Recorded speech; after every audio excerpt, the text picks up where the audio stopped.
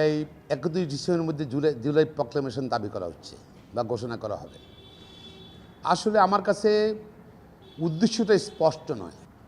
সংবিধানটা ভারতীয় সংবিধান কবর দেওয়া হবে, মুজিববাদী সংগঠন, এটা আমি মনে বলা ঠিক হবে না। সংবিধান মুজিববাদী সংগঠন হয়েছিল আওয়ামী লীগের ক্ষমতার গত আওয়ামী লীগ ক্ষমতার সময়।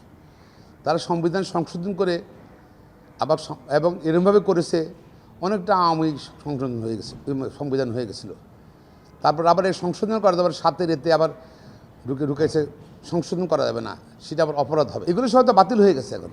সুপ্রিম কোর্টের হাইকোর্ট ডিভিশন মানে বিচার ভালো মাপের বেঞ্চ সেটাকে বাতিল করে দিয়েছে। আর 72 সংবিধান এটা ধরেন বাংলাদেশের প্রথম সংবিধান। 52 ভাষা আন্দোলন, 69 গণ অভ্যুত্থান, 71 স্বাধীনতা যুদ্ধ সবারই প্রতিফলন ঘটেছে, সব কিছুর প্রতিফলন ঘটেছিল 72 সংবিধান। সংবিধান কবর দেওয়া হবে কথাটা খুব খারাপ শোনা দেয়। এইভাবে কোনো পৃথিবীর কোথাও কিন্তু সংবিধান কবর দেওয়া হওয়ার শব্দটা কেউ ব্যবহার করতে কখনো শুনিনি।